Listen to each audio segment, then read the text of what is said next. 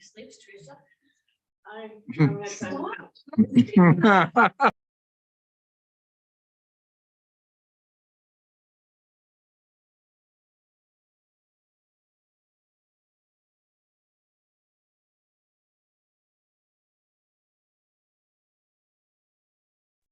Recording in progress.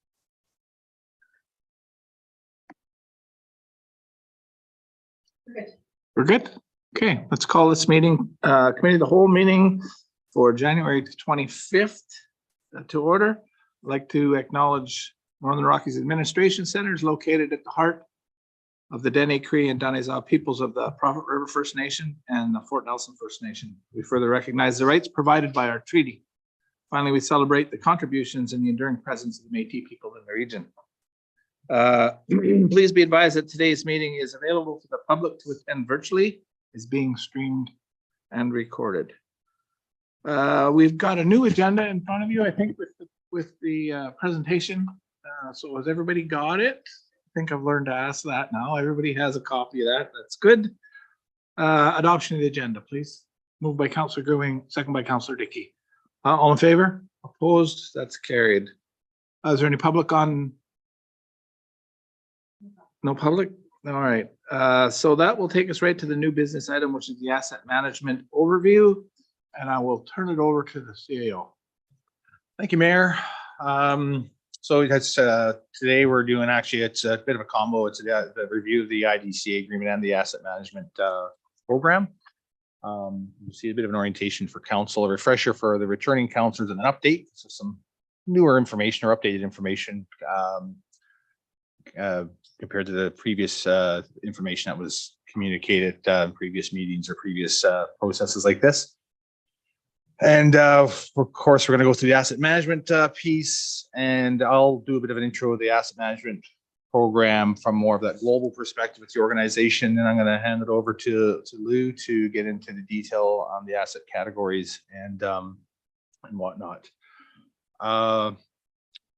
The process was important to have this discussion prior to the budget discussions, because it's good to have a general and reasonable understanding of our IDCA agreement with the province and similarly the asset/renewal programs that we have in place.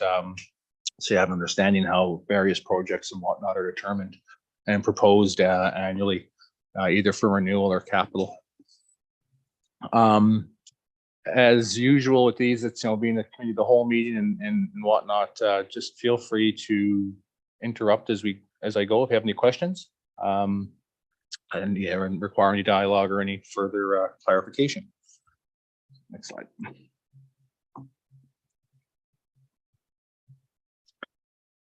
So the IDCA agreement, IDCA stands for Infrastructure Development Contribution Agreement. It's a 20-year infrastructure agreement with the provincial government. The original agreement was for $10 million a year over a 20-year period, and it's intended to fund capital infrastructure investment and renewal. It's not for operations or mobile equipment. It was negotiated basically after the province didn't include the Northern Rockies Regional District in the Fair Share Agreement that was negotiated and presented to the peace at the time. It was heavily linked to us becoming a regional municipality. Becoming a regional municipality was at the time, the province was hoping that possibly was the direction that other municipalities or towns and regional districts might go in provincially from a local government perspective. So there was a lot of discussion about us as a organization taking the lead in that, and as such, also there was the negotiations are occurring as part of the infrastructure agreement. It's not a royalty agreement. Some people think sometimes it might be a royalty agreement. It's basically it was intended to provide funding for infrastructure development. At the time of its inception, the community in the region as a whole was in the boom cycle. So we're dating back to 2010, 11, and it was intended to help with the infrastructure development with growth and linked to growth with development and the increase of oil and gas activity that was occurring at the time. Sometimes it's viewed as 50-cent dollars when you look at capital plans. I guess whichever way you could swing it that way, but essentially it's not. I mean, at the end of the day, and I'll get into the detail here, we're required to say there's significant accountability in the program for us to maintain it as part of our agreement with the province.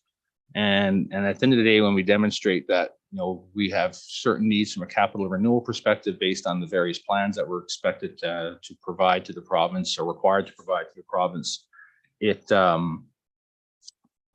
when approved, we receive a check, basically. So it's a government grant, essentially, is what it is. But it required to jump through a bunch of hoops to do it.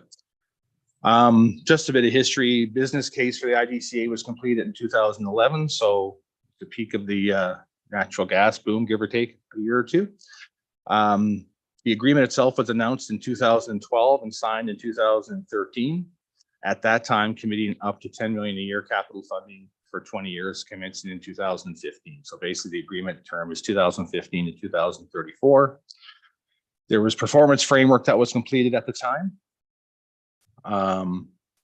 We actually negotiated successfully to include the 2013 and 2014 capital spend as part of our contribution to the agreement. So back when the agreement was being negotiated and developed and signed, the council at the time committed to matching the funds of the agreement.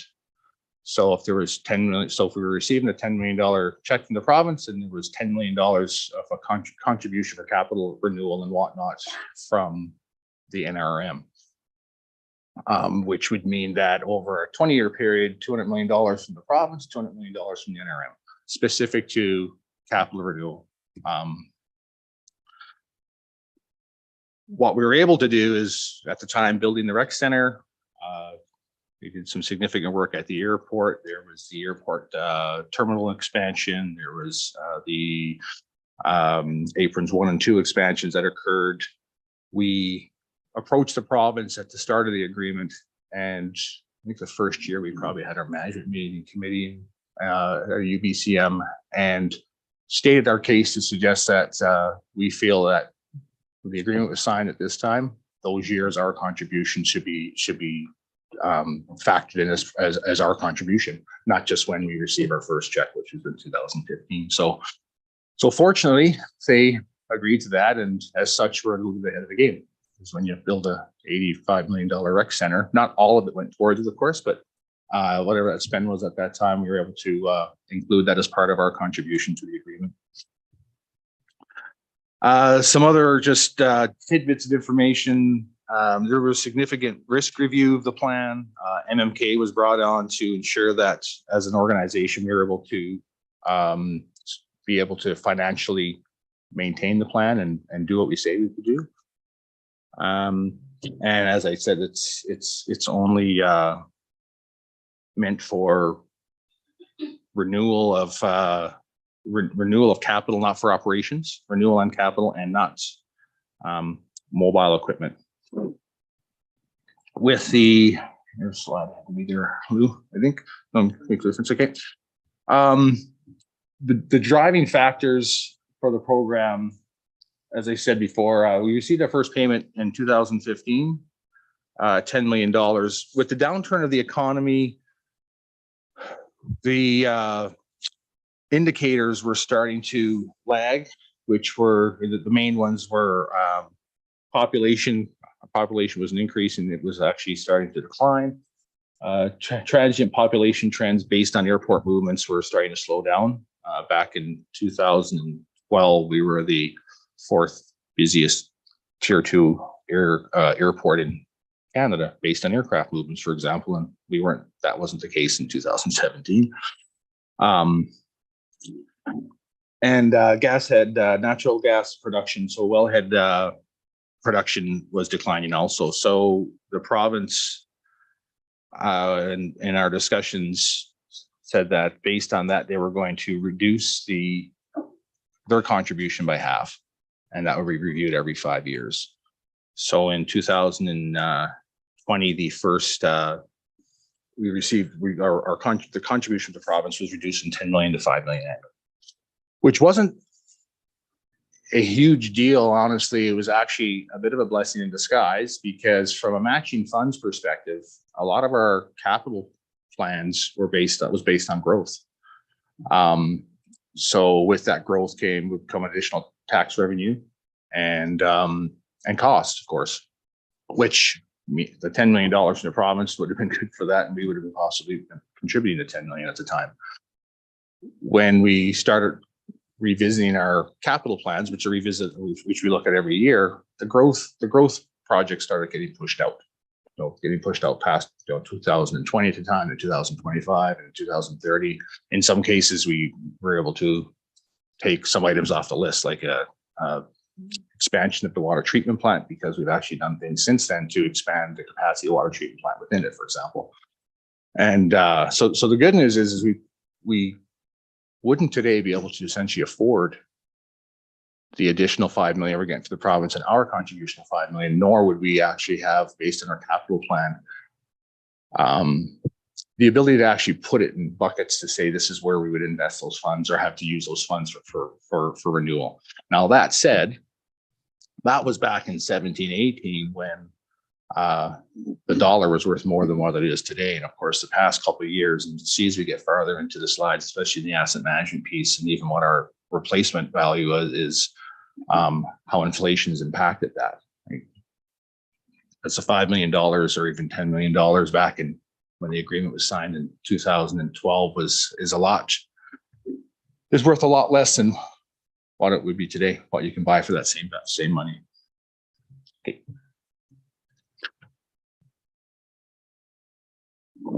As I mentioned, the NRM, we require, we're held accountable significantly, and compared to even the peace agreement, which is the new agreement that's in the peace. I believe, and the mayor would know this more than me, but there was additional requirements and I think some bookended processes that were required for for that region. But we still today are significant accountability and requirements to maintain the agreement. So to maintain it, we have 3 capital plans.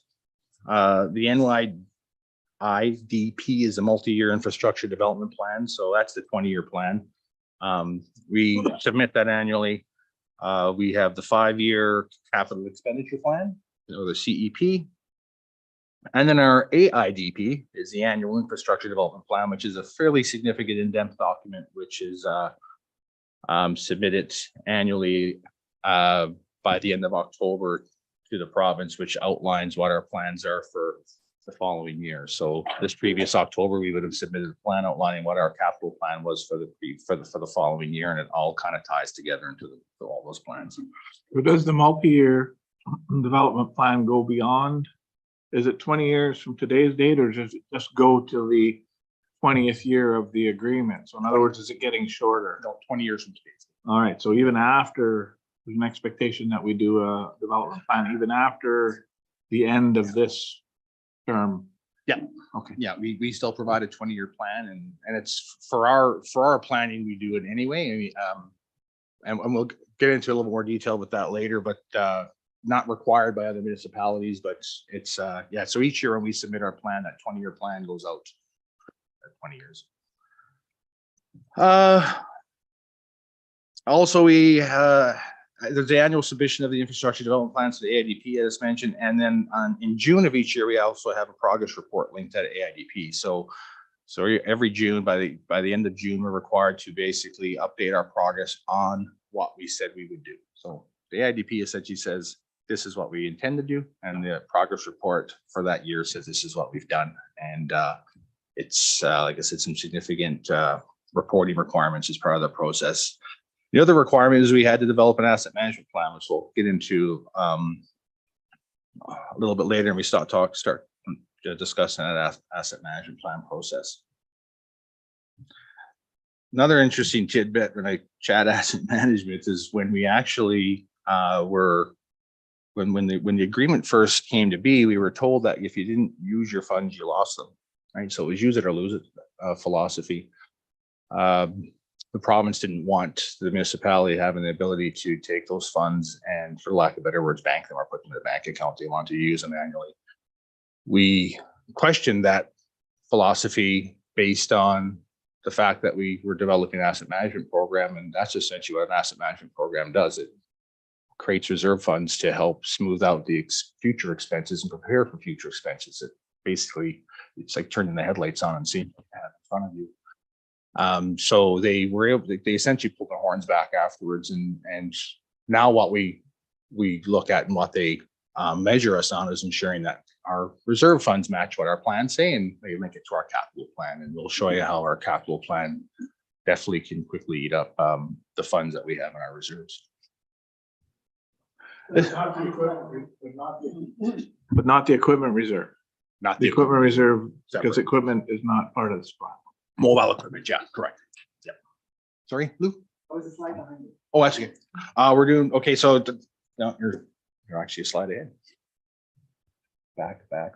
Capital plan, please. This is just, yeah, so the 20-year capital plan. This is just an example of what it would look like when we submit it as part of our programs. No test on this required or anything. And I know it's difficult to see, it's in your document, but just an example of all capital that was rolled up as part of a submission that we provide the province. The plan itself includes lots of detail. This, of course, is just a high-level summary here. The capital plans I'd mentioned are based on asset management plans, relevant data, master plans, feasibility studies, various projections. The 6 to 20-year forecast is generally a high-level outlook. And there could be a significant amount of uncertainty with it. I mean, it's the farther out you go, the more uncertainty there is, especially when it comes to project scope, cost, and timing. So there's things that might be on the 20-year plan that's 8 years out that next year is 8 years out, and the year after is 8 years out. The 2 to 5 year plan is a little bit more realistic.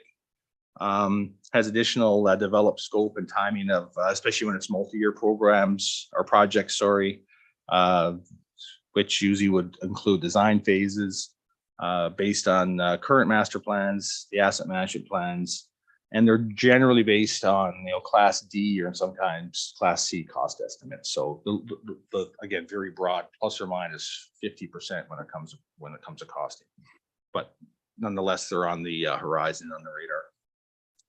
And then the 1 year plan is basically the one that council, it's the budget that council approves each year. And that's obviously a much more defined scope, and minimally is a Class B cost estimate, and most times a Class A cost estimate, so that those projects are tender ready and shovel ready.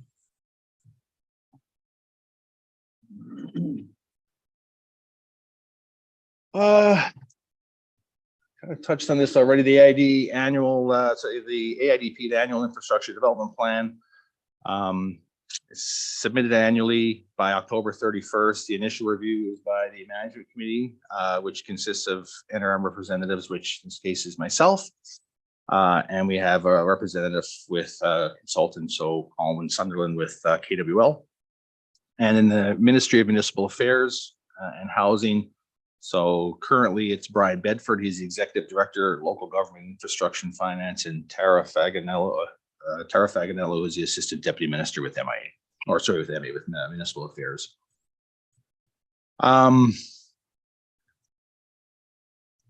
Once that review is done by that management committee, then there's a submission to the Treasury Board. So basically the management committee collectively agrees that the document is appropriate, no concerns, no issues. And then we basically approve the submission to the Treasury Board.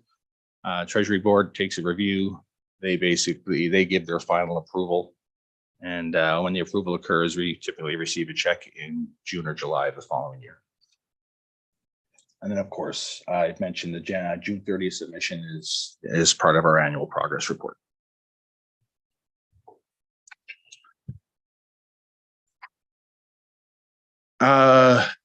Every year when we submit, so when we discuss the IDP, we talk about the long-term capital plan. So each year we also attach a 5-year capital expenditure plan.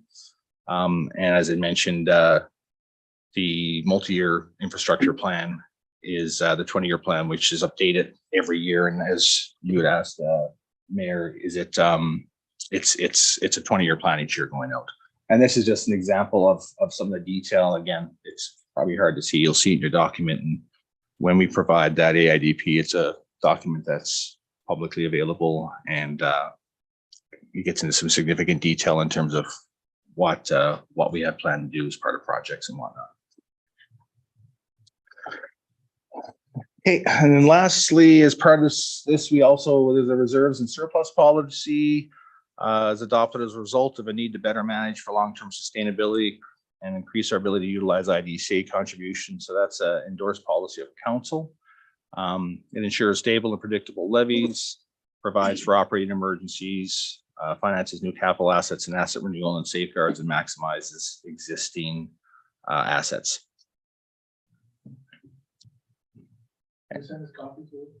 But, yep, yeah, and you actually have access to them if you went into your Civic Web to the policies section. Yep, they're there. Yep.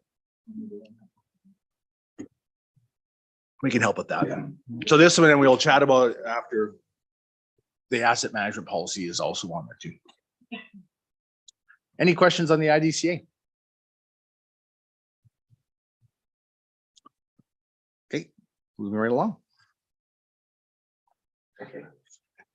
If you're good, I'm sure you have lots of questions. Well, I do, and but they're really not worthwhile asking here because they're differences between the Peace River Agreement and this agreement, and that's really just for information for me because I know that one as well. Yeah, no, for sure. And I've been in and out of this agreement every which way to Sunday since the inception of it. So I mean, if there's, I mean, obviously, Mayor, we'll chat as much as you want, and for any other councillors, feel free to question them. It's one of those.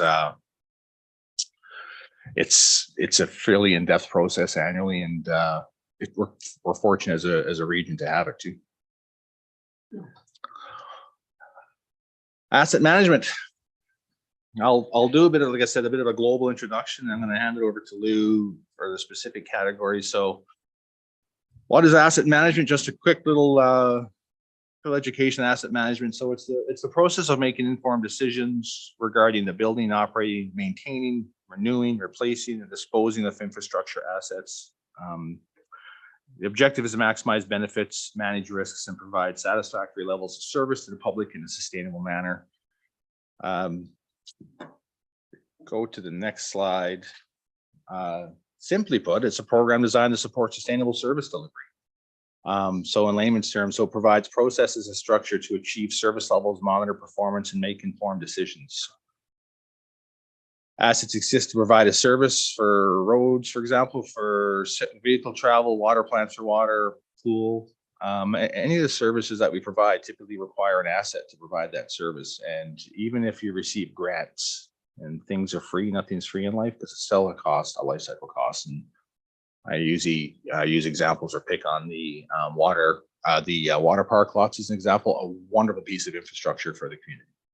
It's utilized heavily, of course, during the summer months, but it's warm. But again, it was free. But costs associated with running that it's not free. I mean, we've had days where 70 or 80,000 gallons of water is utilized, treated water. I know there's been questions around, and we've looked at all kinds of different ways to recycle and treat that water. It becomes extremely challenging because then you run it like a pool. And because to maintain that water. But just as an example, I say it's the gift that keeps on giving. It was a free piece of infrastructure, wonderful piece of infrastructure, but you always have to factor in the life cycle costs, and that's just to operate it in terms of when the water's running. There's also the cost to shut it down and winterize it, to start it up, to maintain it during the year, make sure that things are working. Another great example is the play space. Utilized heavily. I'll say a roughly $150,000 piece of equipment that went in, 3 hours a day to maintain it and clean it, right? Again, council's decision is worth doing it, but it's just good to always understand, because, and I bring that up because when I first started municipality back in 2009, public works, there was none of that was considered, right? if it's free money, it's free money. And everything was reactive, right? And it's good to understand that everything has a cost attached to it, and every decision that you make at this table it brings with it a cost, even if the upfront cost, the capital cost is free, right? And you chatted about it the night with Andy Bailey, right? Free upgrades at Andy Bailey, but then there's potential for additional costs because how do you maintain it and secure it, right? Make sure it's safe. Mary, had your mic, I'm sure if you. Okay. Where you were just talking about. I like this slides. This is why I continue to use it. This poor presentation's been beat up a number of times and updated. This slide here is actually a picture of WAC Bennett Dam, and the two individuals in that picture. This picture was taken in 1964, and the two individuals in that picture, as at the time, the BC Hydro boss Gordon Shrum and Highways Minister Phil Gillardy. It's an interesting picture because it was back in the era when the province, well, I'll say Canada in general, were in an era where things were getting heavily developed, right? It was an industrial area. And there wasn't a whole lot of thought given in terms, again, it was build, but it wasn't necessarily a lot of thought given in terms of what are the impacts of those builds in terms of maintaining that infrastructure. And we see it a lot today especially with municipalities, if it's regional districts or towns or cities that are reaching that 50, 60, 70-year-old where they're significantly challenged to maintain and replace their infrastructure. I mean, sewer lines are a real big example of failures of larger cities that can't afford to maintain.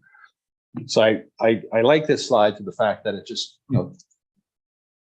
that was back in the day when a lot of investment was occurring. And I also like it because it was also back in the day when the province was investing heavily in the Northeast. Yeah. They were starting to pave the way to look at, they recognized the resources that were within the Northeast, and they were building to utilize those resources, right? It was the days when BC Rail was starting to be developed. BC Rail was came to Fort Nelson back in the day, not because there was industry here, it was to bring industry here. And the philosophy is much different today. Right? So the picture's interesting because it was just before diversion.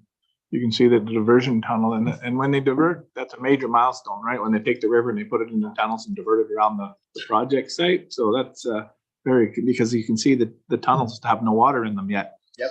So that's probably why they were there, as they were turning the tap, so to speak, so that the water would the water would actually be diverted around the work site. Yeah. Right. So it comes under the ground there in those tunnels. And then they build the dam on the dry spot where the river isn't anymore. So that's a major milestone. Yeah, that's a very interesting picture.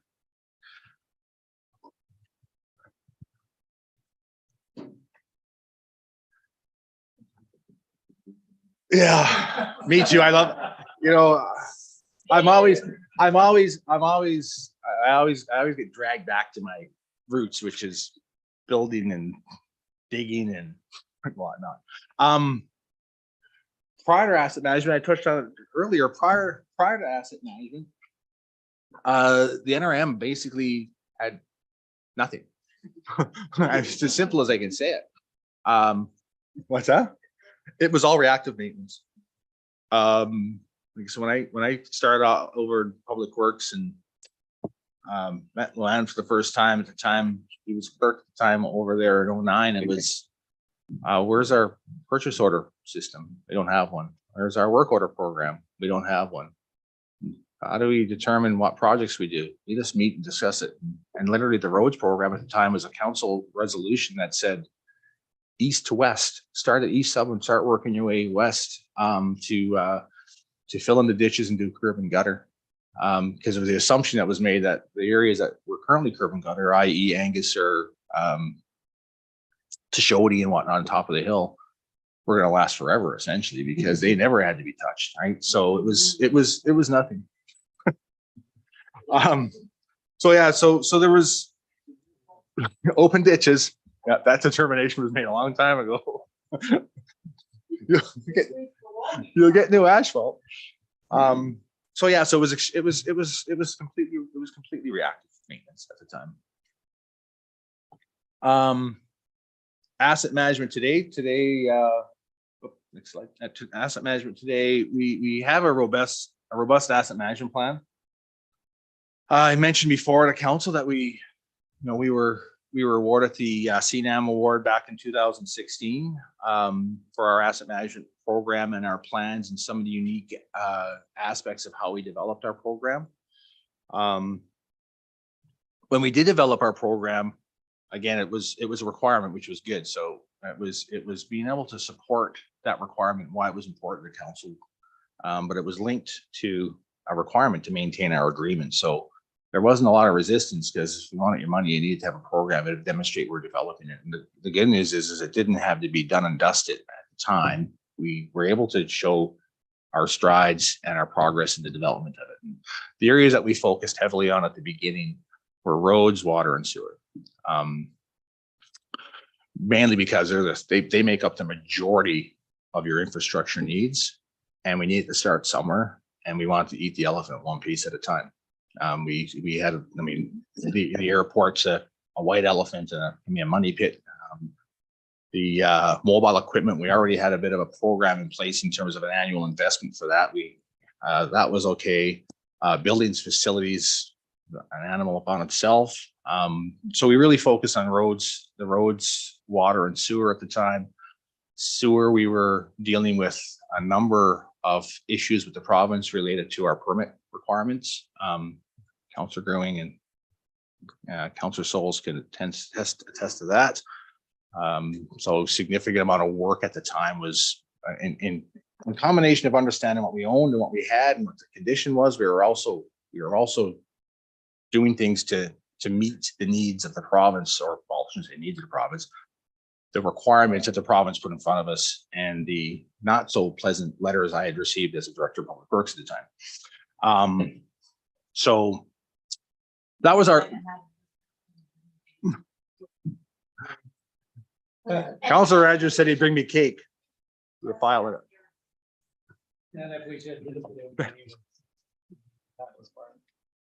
At the time, we never had a sewer outfall. Well, we never had one that actually was operating properly. It literally daylighted to the ground across the airport connecting road.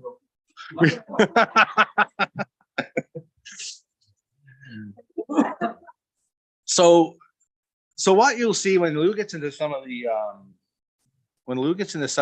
detail into the categories themselves, you'll see some well-defined. You'll see some graphs that are well-defined.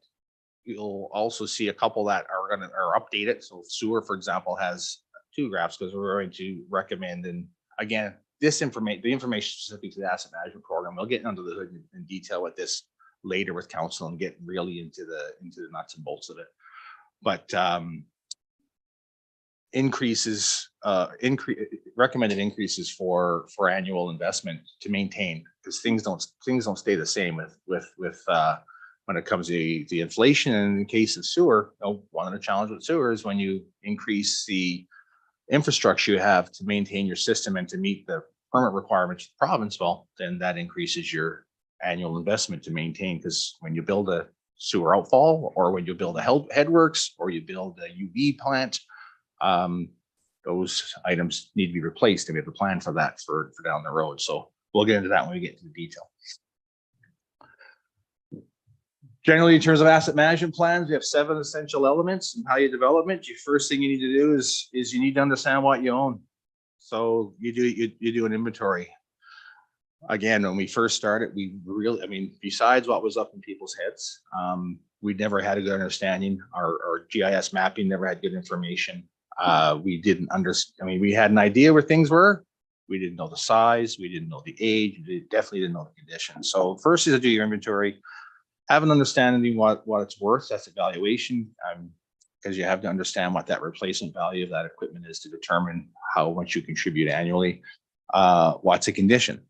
So again, I continue to pick on sewer because it's an underground asset that we obviously can't see from above ground and required a camera, and it takes a significant amount of work. So that program took a significant amount of work, a lot of camera work, to understand what we had, where it was, the size of it, and the condition of it.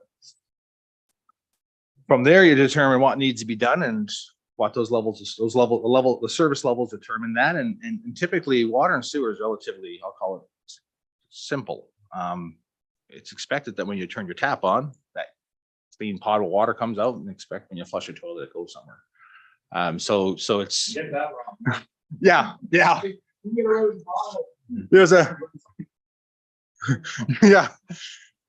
And there's a $500,000 excavator sitting over Public Works right now. That's a rubber tired excavator that was bought in the 90s because there was so many water line and sewer line breaks that it was cheaper to buy that piece of equipment back in the day than it was to rent a track hoe and a low bed it to, because having an excavator, a rubber tired excavator, not your typical rubber tired hoe, but an excavator is a special piece of equipment. And it was purchased back in the day because of the amount of digs that were done.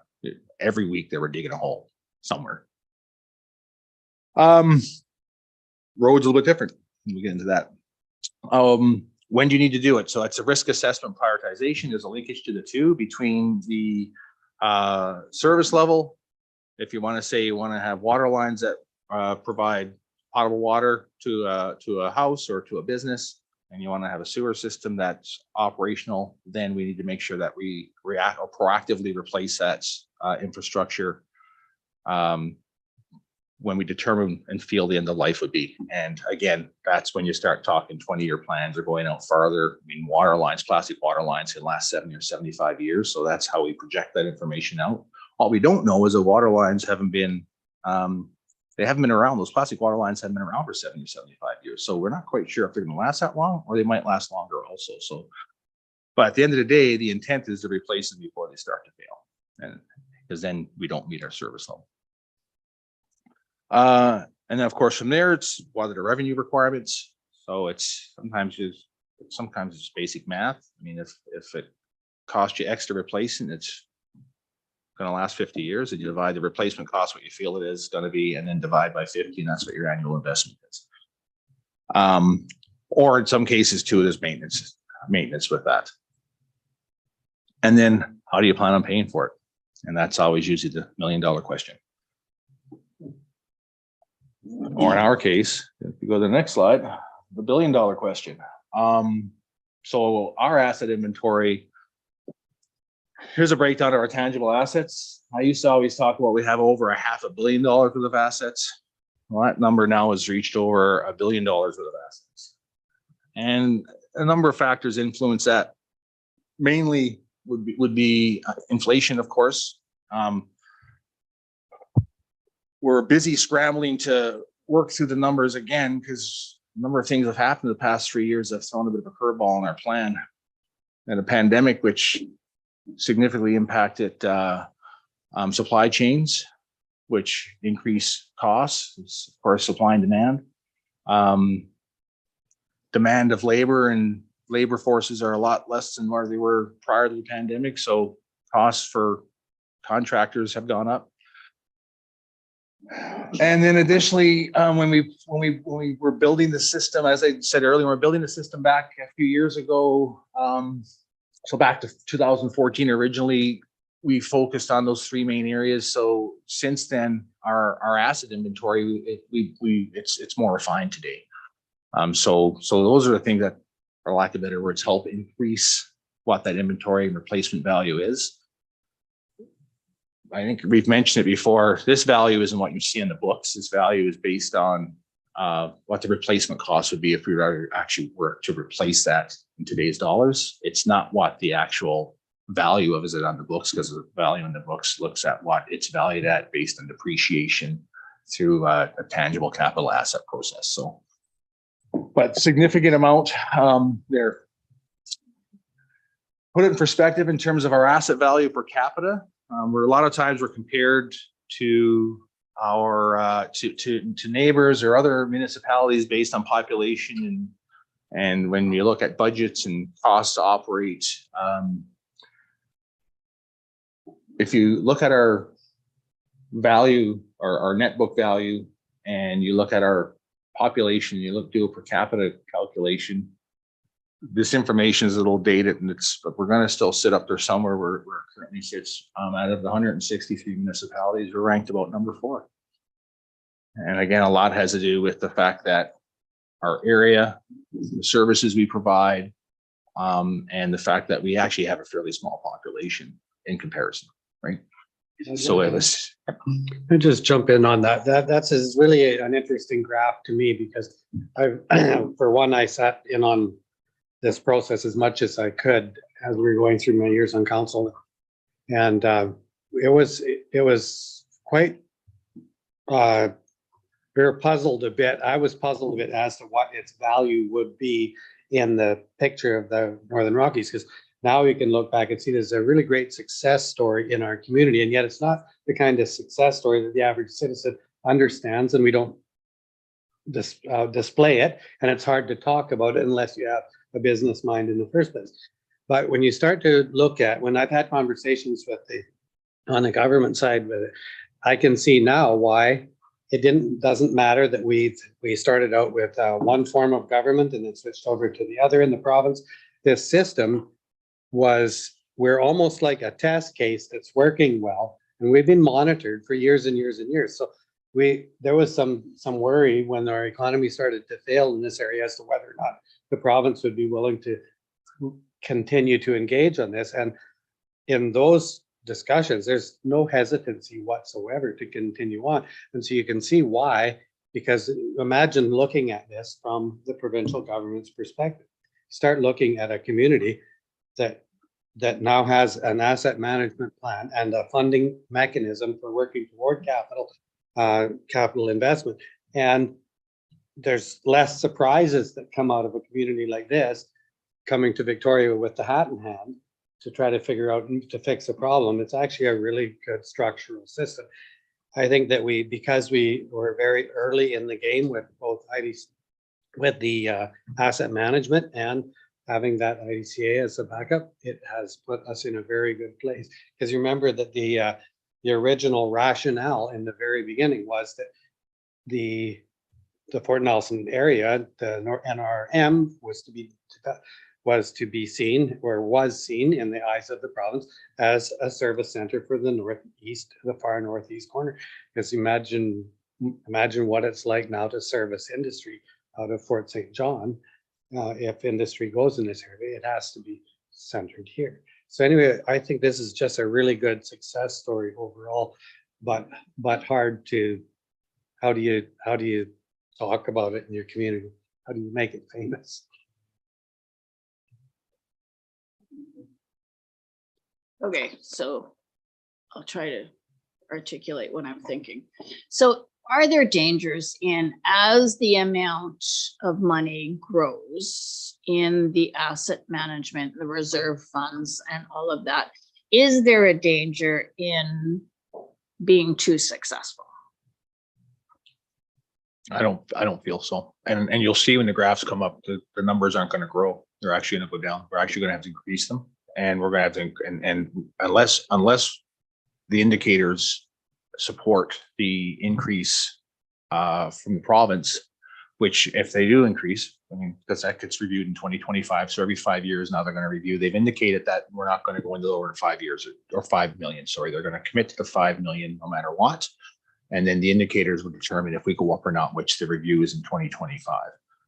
If they do go up, then that increases our contribution. Currently, we're at a situation where our contribution to meet the province for the remainder of the agreement. Of course, there have to be discussions in the future in terms of what that agreement looks like, because we hope that we continue with something. Currently, if we were to continue at $5 million annually for the remainder of the agreement, we're around that $3.3 million annual required. And again, not annually, average. Because one thing that we're not required to do is we're not required to match the amount annually. It's over the term of the agreement. So for us to hit our value of what we're required to contribute, matching the province at the end of the agreement, currently they would do 5 million. If they did 5 million annually, we would be about 3.25, somewhere around there annually. That said, if we maintain that contribution each year, we would probably fall short of our targets when it comes. You'll see that there's a couple of graphs that start to show a decline because, now that we're updating that information based on inflation and costs, it's, the dollar is not going as far. So if reserve funds were continuing to grow and we didn't have a plan for them, and you'll see the water one's an example, if the water one actually starts to grow, but it's because we know we can have some significant investment in the future, but we can justify that, right? But if we never had a plan for it, then the province would question it, right? And they've questioned a couple of times, and they've looked and said, "Ooh, this one looks a little bit high." They questioned the roads one. I mean, we started to grow that one a little bit because we continued to do a 2.2 annual investment, but we weren't paving anything for a couple of years because we weren't getting paving companies up here from down south, right? So, okay. So I have a continuation question on that. Has the province ever looked at us like we're double dipping when it comes to the infrastructure grants? Right, because they're giving us 5 million a year potentially, plus then we're going after $1/3 dollars. Have they ever tried to restrict you on the infrastructure? No, they actually require. Our agreement requires us to go after any grants we can. So it's interesting. Yeah. But no, we're actually required to go after any grants. So we could use it's because it's something we clarified early on, right? And actually I questioned the province 2 or 3 years into the program because we weren't getting any grants. Yeah. Right. And it's very loud. So you wondered if that's what. So I asked them flat out. I said, it's very interesting that since the agreement came into play, since we started getting checks, we haven't been successful in any grants. Is this just a coincidence? And they said yes, right? And I said, I hope so. And then at a coincidence, we've got a $6 million grant to put a water line to the airport, which we didn't expect because it was a long shot. It was a bit of a Hail Mary, right? But to answer your question, no, we're required. It's in that we are still required to go after any grants required. Some of those have been the UBCM grants or 1/3 grants, and then that's what we do is when we present information to the province, we'll say, here's our capital plan, here's the funding, here's where we receive our funding, and we just ensure that we need funding from the province and the feds. Yeah, thanks. Last slide for me. I'm going to hand it over to Lou and see the time. It's just a kind of a fun when we have back in the day when we're developing the program for doing trenchless lining rehabilitation for sewer. That's a sewer main, that 585 and the inset there that obviously wasn't probably working so well. And then we always joke. That's a camera shop inside. Yeah, that's a crawler going through a sewer main. Didn't make it very much farther than that. And then the one in the below instead is someone that didn't have a great golf game, and we pulled that out of a manhole. That golf bag that you see in that other inset. So yeah, we've got some neat. We call it the wall of shame. Some neat stuff that we actually have tracked that come out of the sewer system. Yeah. Didn't flush it down the toilet, I don't think, right? But we've pulled laptops, we pulled all kinds of stuff out of man. It's amazing some of the stuff you'll find. Yeah. The golf bag, it was really shocking because of the sheer size of it. Somebody had to intentionally put them down a manhole. And that was at the airport in 2017 where we first started to do CCTV. So although I do love this slide, it's very entertaining, that it also tells a story about the condition assessments that we do in the inspections and then the end game. So we do the cameras on the sewer lines, for example, and then the map, you can see the results of those assessments, identify those point repairs or those relining projects or whatnot. So this kind of tells about that condition assessment leading to the plan for renewal. So we're going to talk about these components of assets today. So we've got the water system, which is generally good condition. Scott mentioned the plastic pipes and that we anticipate 70 to 75 years worth of life in those pipes, but the reality is it could be 160 years of life in those pipes. We just don't know. Sanitary sewer, when we first began with asset management for sanitary sewer, that was our worst asset condition. We have now gotten rid of our high risk deficiencies. So through spot repairs, sewer relining and whatnot. So those are now in fair to good condition. And the water treatments or the wastewater treatment system, I'm sorry, is pretty shiny and brand new with all the new UV disinfection, the new outfall and grit removal. Our drainage system, probably the weakest system we have for information and data. So we're definitely growing that section, and it's in good condition. Most of our structural drainage facilities, so that's your storm pipes, are in good condition. And we're just starting to look at the open drainage system and bringing that into as well. And we'll get into that a little bit more. Vehicles and equipment. So our critical vehicles are in excellent condition, and we make sure that that happens. That's intentional. There's a strategy to provide for that. And buildings and facilities. So you're sitting in one. If you want to talk about the main critical facilities within the community, it's the town hall's one, Public Works Fire Hall, the rec center, of course. At the airport, it's the terminal building, the maintenance garage, and the storage facility. And the water treatment plant is the next one. I'm not sure if I missed one in there. I got them all. So those are your, and out of those buildings, your Public Works Fire Hall and the Town Hall were purchased for $1 in 1978. So that's the big picture today. So we'll talk a little bit about how we're managing that to look better into the future here. I'm interested in where the landfill falls, because it's a major investment to replace a landfill, close it and to start it. So which part of that? So if you recall that slide, I'll go back. Seeing as I have the power, it falls in here under this other 11. And we do have a draft asset management system for the landfill. Separate. Separate. Okay. Yeah. We're finalizing that one and currently questioning the levels of inventory that we've included in there. So so we're working through that one, and it's gonna. We're also required from legislation to have a fund, a closure fund. Yeah. Right, that maintains, so that we have the ability, if we were told today that we had to close that landfill, that we have the ability to close it and maintain it from a closure provision perspective, right? Because you're looking at airspace requirements, et cetera. So that's in the Right. solid waste management plan, right? The requirement to have money to close it. I was just interested how far along that we are. But you're saying you're doing that asset management. So there's an asset management plan, which will talk about your cell development, because that's the asset, your fence and your buildings and waste scale and things of that nature. The solid waste management plan will address that airspace bit, because that's how long is your landfill going to last you? That's right. Which is part of the asset management, right? How do you know how much you need if you don't know how long? It absolutely is. There's that fine line to build towards that, right? All right.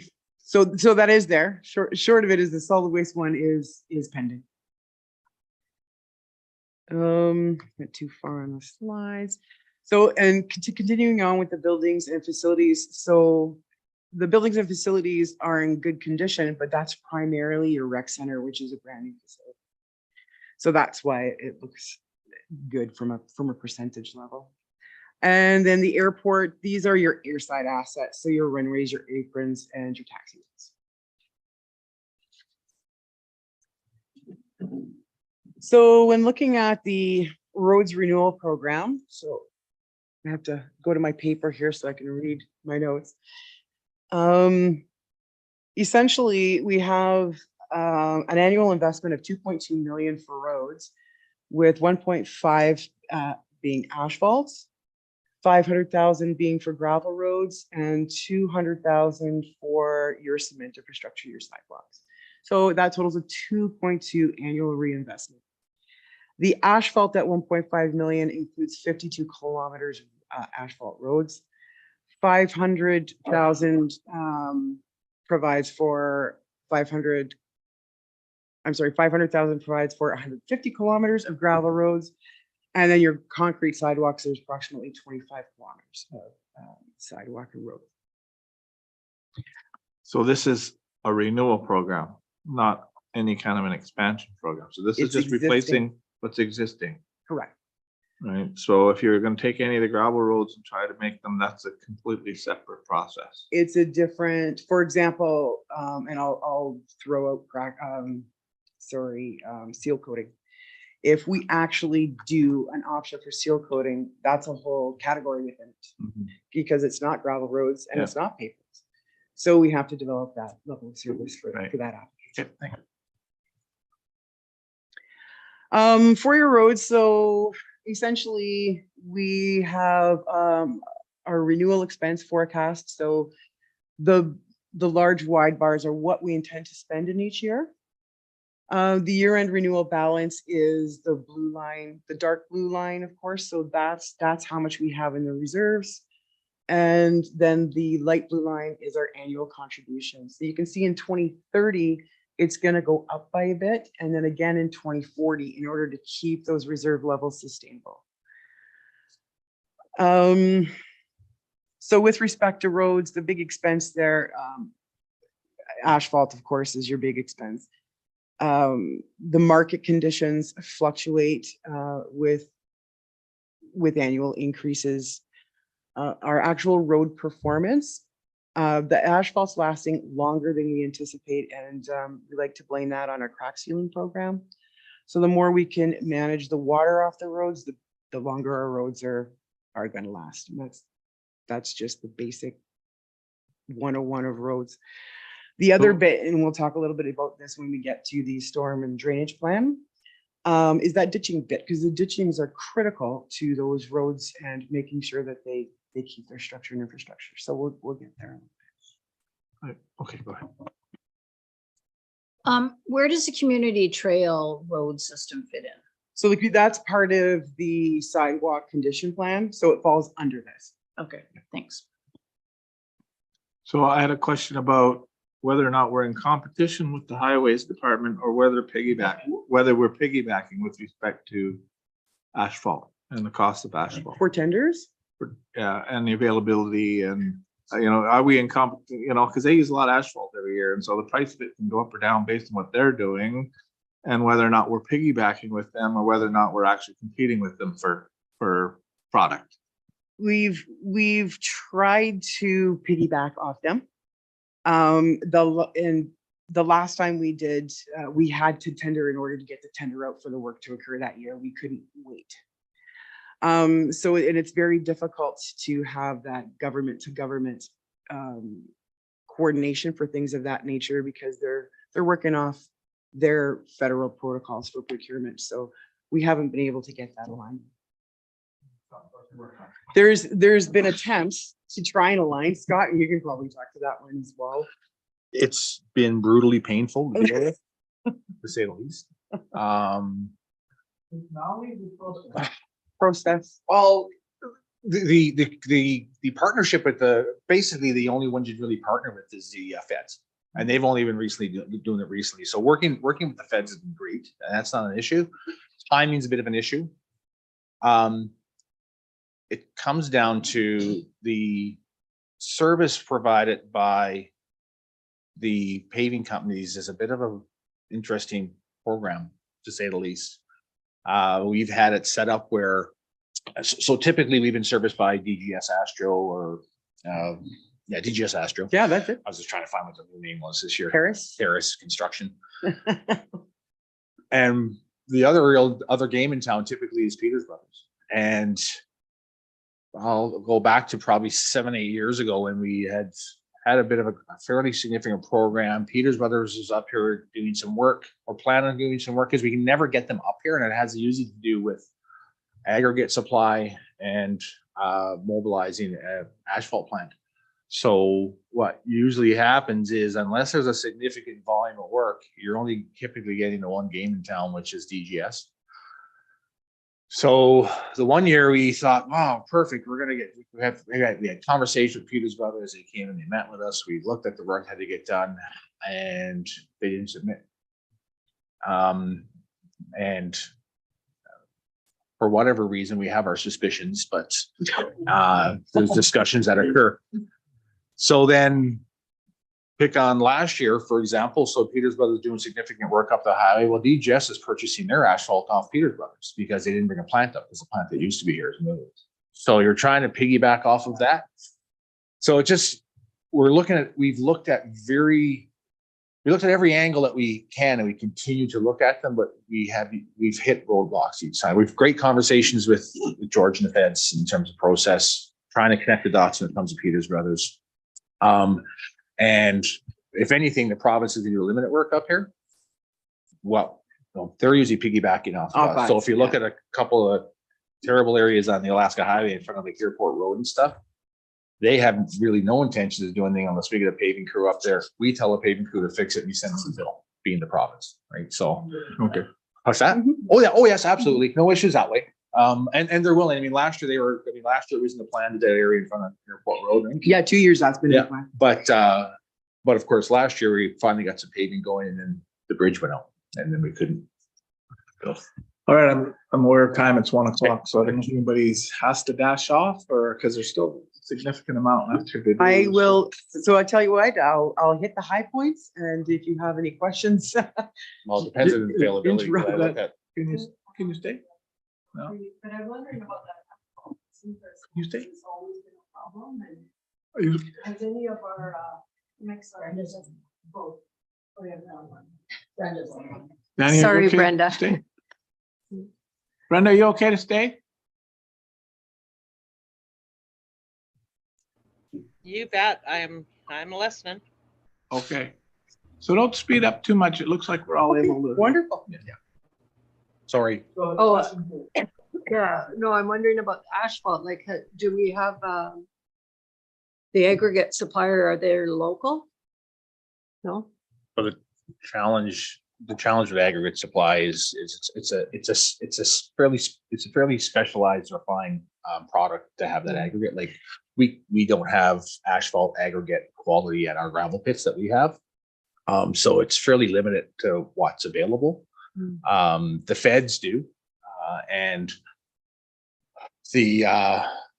again, some of the challenge with that is that they're only starting to produce. It's only recently that the feds did any significant asphalt production locally, right? And they're going to be back again this year. But again, then it comes down to the asphalt plant too. So I'm not aware of any other any other gravel pits outside of what the province might have, but not developed. The feds have, but are currently using, and what I'll say DGS or Terrace has in their inventory. I'm not aware of any other developed pits that is producing asphalt quality, asphalt aggregate, right? The other challenge you run into, and this is where you get kind of backed into a corner when it comes to the asphalt group, is they can determine if they'll determine if it meets, if the SIB tests and whatnot meet the quality. And when it comes to warranty in their work, you say use that product, and then the asphalt fails 3 years down the road, they come back and say, sorry, no go. It happens with the it's a very lucrative business. I'll say that. It happens with the businesses in town, right? We'll pick on like IGA, for example, right? IGA goes to put a parking lot in. Asphalt company says, this is how much your parking lot's going to cost. And they fall off the chair with sticker shock. And they say, holy cow, we can't afford that. So then they say, well, we can provide you, we can reduce the base and the prep time and the thickness of the asphalt for this price. Perfect, I'll go for it. 5 years later, it breaks up, you got giant potholes, and they go back and they say, yeah, well, you went for the cheaper version. Right. So that's how lucrative the business really is, honestly, to put it bluntly. And that's some of the challenges you run into, and the real challenge we run into being remote location is, unless there was a significant amount of work occurring, there's like a one game in town, right? Well, and it's not only cost I was thinking about, it's availability of product, right? And so if you've got an asphalt plant that's producing, you should be prepared to maybe do more than you would normally annually do because you have it. But if you don't have, you know, if you don't have plans ready to go and or reserves that you can pull from, okay, we've got an asphalt plant here this year, let's go for the 5 million of, instead of the 2 million, you And that know, was- because we have a plant here and available to do. And that it. was So- last year. So Was one of the first years, because prior, the work that was getting done prior to last year, when they were doing the Alaska Highway, the plant was set up south of Buckingham. They were trucking the asphalt quite far. So last year was the first year that they set up at the Cleto pit. So fortunately, DGS didn't have to set up a plant. But then they are at the mercy of Peters Brothers. So an example is when the bridge reopened, we scrambled and we begged to get asphalt, right? I mean, your group was, what can we do? Can we get some and Peters, because the feds have a bigger hammer than us. And of course, they had a road north, a highway that was torn apart. We all saw it for those of us that drove it. Their focus was getting at least a single lift in any areas that were torn apart to make it through the winter. And the response that we got back from between the feds, the asphalt producer, and which is in this case Peters Brothers and DGS, who were they were willing to come and mow. The challenge was there was no asphalt available because they were basically up against a window for time and it came to frost, right? So last year that was a plan, is we literally released a tender that had 4 years worth of work on it to try to take advantage of economy of scale, take advantage of that availability. And Yeah, last year was, I mean, bridge went out. That doesn't happen once, so it's, yeah, there's always that, But that it's just that general approach I was looking at. Do we consider that as part of our plans? Always, yeah. We combine. So next year is another, close to $5 million worth of work that's intended to get done, and we know that the plant's firing up again. In those conversations, we even release our tenders in conjunction when the feds do. That's what we try to do. if it's not too late. If it's not too late, 'cause Yeah. they'll say they're going out this time. We want to piggyback off the successful award. Because we try to take advantage of that Yeah. too, right? Because yeah, exactly. All sorts of factors there. So I'll move on to water. So Scott alluded to this one a little bit. So essentially it looks like we're just growing a big ginormous savings account here. But essentially this asset is valued at, and I apologize, I am remembering the old number, not the updated number, $132 million for your water assets. So we're contributing $9 million annually. Or sorry. There's way too many units I'm talking about today. So $900,000 is being contributed annually to the water in order to sustain those assets, and that's existing. And you'll see it looks like it's going up, but in about 25 years, roughly, you're going to start to see heavy renewal costs. And within 25 to 50 years, it's 55% of that $136 million. So that's why you want to grow that. The other benefit with something like this is it provides a little bit of flexibility for those other assets that are maybe struggling a little. We can borrow against this. So it gives us a little bit of flexibility built right into the system. So not necessarily a bad thing in this case. But this is just an example of the question that was asked earlier. In terms of this we can justify this because, like Lou said, if we go out farther, there's potential for some significant expenditures, right? So there's a risk that you have when it comes to replacement, because we're getting up to that lifespan, potential end of life cycle of, because all the water lines in the community were replaced at a point in time. They weren't like built. We don't have a 20-year span for, except for the odd new subdivision that went in. All the ductile iron water lines are replaced at generally at the same time within 3 to 5 years of each other. So if they were all to be replaced from an end of cycle perspective, there's a significant peak in terms of what the expenditures could be at the time. So that's what we're preparing for with this reserve fund. Yeah. So at Um, budget time, when you present the reserves to us, do you just present the existing amounts, or do you give that projection of what the reserves using these funds or these amounts? Do you give us a projection with respect to what those reserves will look like over time? In terms of this graph?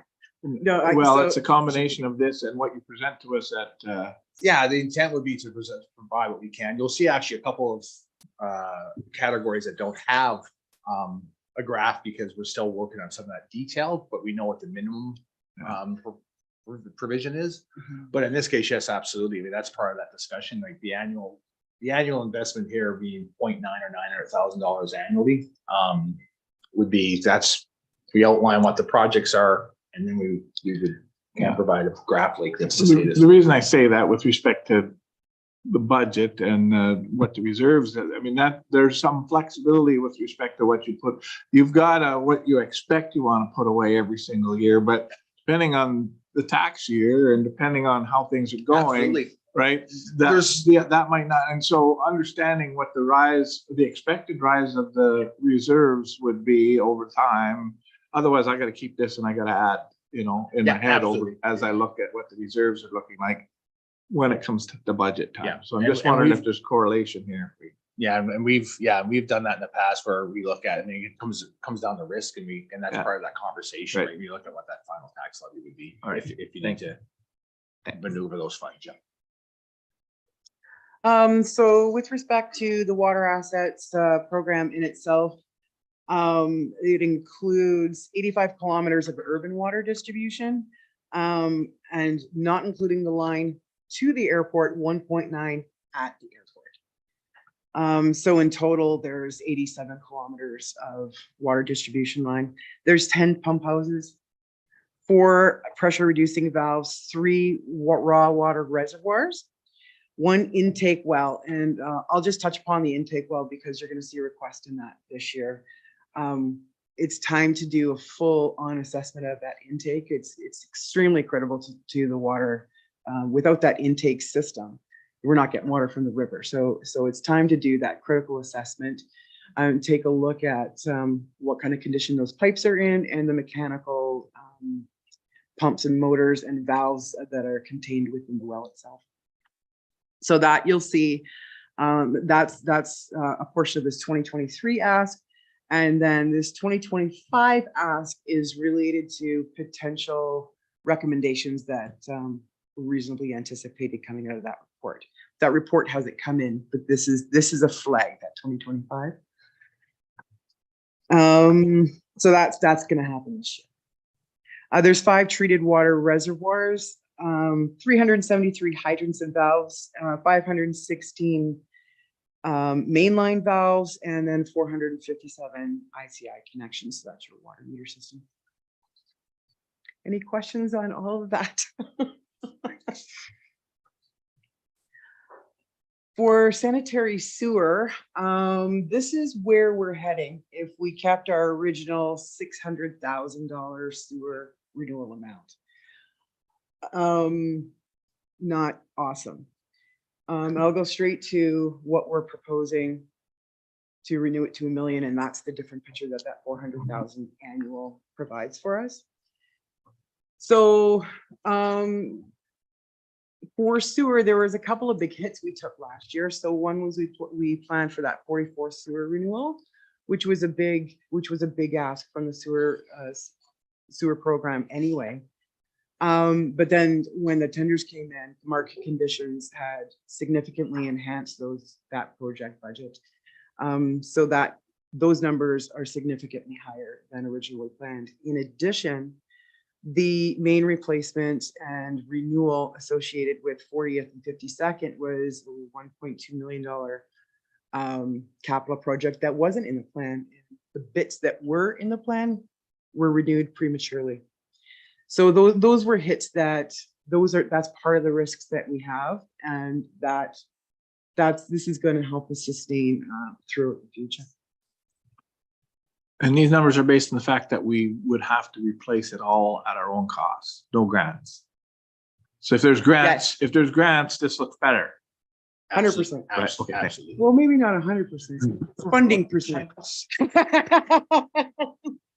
I think it's good just back to, you don't have to go back to the slide, The but old that slide? 600, no, it's the $600,000. We kept this on just to show that, it kind of relates back to that question you asked earlier, Mayor, regarding, the flexibility and what the impacts might be. And just in terms of that 0.6, I mean, that was determined back when a lot of funds, some grant funds, because the aeration system had grant funding attached to it, the headworks had some grant funds attached to it. But a lot of funds were dumped into the sewer system over the past 10 years, just to get that system, if it was the collection system or the treatment system, to get it up to snuff. And it's one of those examples that once everything kind of came into play, and then you look at it and that's a reevaluation of the system, you say, okay, now based on the required replacement of that particular infrastructure, well, the 600,000 doesn't support it now, right? And it's important to see what would happen. I mean, at the end of this year, if we continued at 600, that dark blue line that kind of goes under the graph. After 2023, Oops, sorry. it actually shows the end of year balance being pretty much zero, because we would use all those reserves, right, this year. Yeah. I mean, it looks bad, but it doesn't necessarily mean that that's the way of the future. Particularly if you spend $1/3, right? And sewer and water, particularly sewer and water, you tend to get those $1/3 grants, Yeah. right? So, yeah, although it looks bad, it doesn't necessarily have to be. No, that way. exactly, and But- that's why you should, when we reevaluate that, we would factor it in, right? This would essentially be worst case scenario, given what we know today in today's dollars, without any additional grant funds. Yeah, okay. Thank you. So then what I'm hearing you say is that we're going from a $600,000 contribution to a $1 million contribution in this reserve. Is that what I'm Yes. hearing? Well, that would be the request. Mm. And then my other question is, so the 44th Street project that was not initiated last year because it came in so much over budget. So I'm assuming that's coming back to.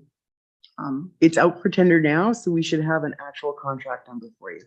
So then because we had talked about that project, the scope of that project might be reduced to more fit into the amount of money that was available.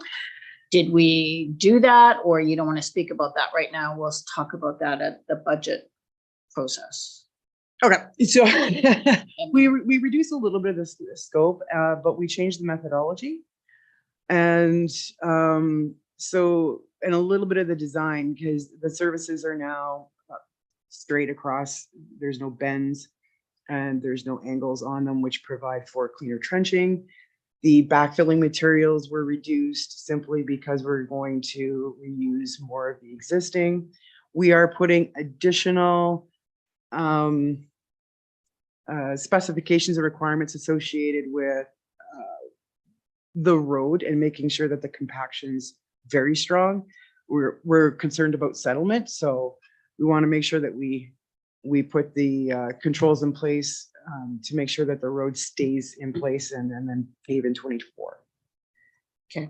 Yeah, so I just wanted to highlight how the project can change based on what the reality of the day is, right? Yeah. So thank you. So talking about sewer, so we've got 1,400 service connections for sewer, 45 kilometers of sewer main, plus the airport has 1.6. There's a new outfall that's 2.7 kilometers.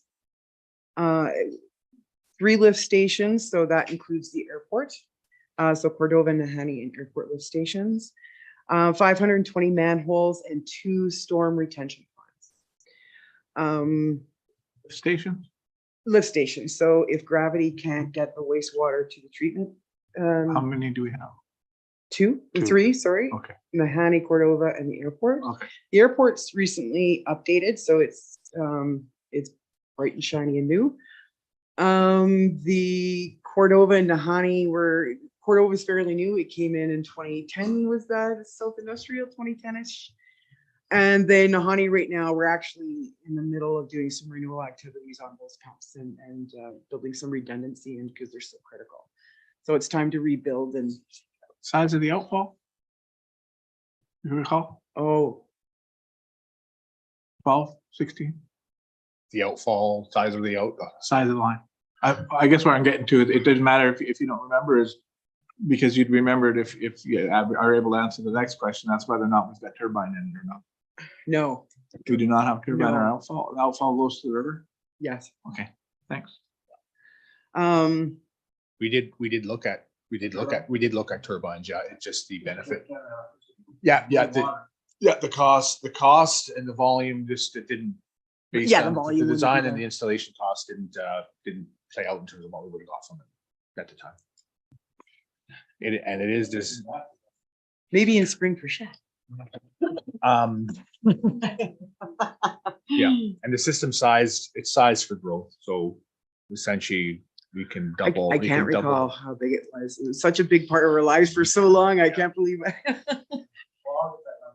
Yeah, that's an easy lookup. So there's a lot and in recent years, so the big major projects that the outfall was over $11 million. UV disinfection that Scott talked about, grit, the aeration system's renewed. So that whole system's bright and shiny and new, and has ability to grow. And right now we're working on an MWR application that will provide us ability to provide more out, flow. Right now we're limited in our flows through our permit. And this will allow us to not exceed those permits during spring freshet is essentially what it is. Yeah. One more question, and although this is about infrastructure, Mhm. this is kind of a critical one for us and for every community. And that's the workforce to be able to maintain it. So do we have the technicians? Do we have a plan for growing or, getting more technicians, over water technicians or stormwater technicians and getting them the hours they need to become certified? So, and that's an ongoing battle that we've Yeah. had. We've actually had recent discussions about that. Yeah. So right now we've got 3 water operators, which are certified, so water and sewer certified operators. And then we have a utility position, which is not a certified operator, but they're primarily water. Yeah. So right now we're tossing around, how do we build up that reserve? Because those 3 operators that we have, if one goes away for a period of time, all of a sudden vacation becomes more difficult to Mhm. achieve and burnout's much more likely. Mhm. COVID really burnt us a little bit with the isolation bit and the criticalness of their role. So we're actually right now talking about things like that and what the solutions are at this time we don't have, but we're talking about, do we want a 4th operator? And how do we build internal reserves so that if we do lose an operator, for example, how do we replace him? So we're talking about all those options and looking at what. There might be an opportunity to work with some of the communities in the piece because they're also in the exact same position. right? Exactly, yeah. So there's a lobby effort around having a look at the number of hours required before you're certified, because it's very difficult to get firing hours, Yes. right? The other is working with the First Nations communities to see if they need capacity and perhaps training people from scratch so that they can operate the water and sewer systems that they're developing and putting in their communities. And so there might be a really good opportunity to, To beg, borrow, and. well, no, partner. just to work with them and Yeah. partner. Yeah. And that happens now. So we do talk, like, right now, we have, so to put it in perspective, the plan has been not to depend on external.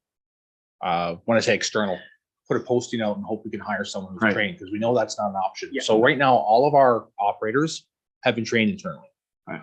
And They're we've had seasoned. pardon me? They're seasoned.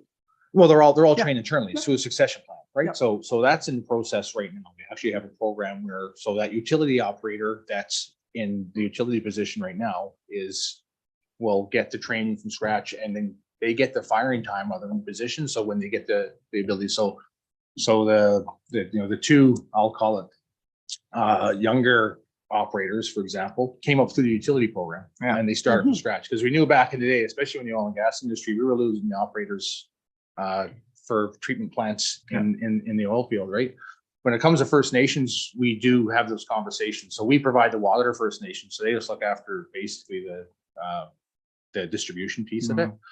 From a collection treatment, from the sanitary perspective, they have that, but we actually do discuss that back and forth. And recently, I mean, we've provided them some help, being Port Nelson First Nation with Harold providing some assistance so to ensure that they actually have some coverage themselves when they were running a little short. So those discussions are happening, but never thought of the peace that peace opportunity. Yeah. So yeah, and so that those are actually discussions that we're having, maybe not specific to that piece, although would have eventually reared itself.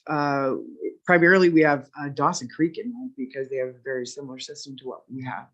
So we want that networking and we want to build off their learnings and stuff. So that's inevitable. Yeah, and the difference that we have is our operators typically work, because again, the utility operators exposed so much.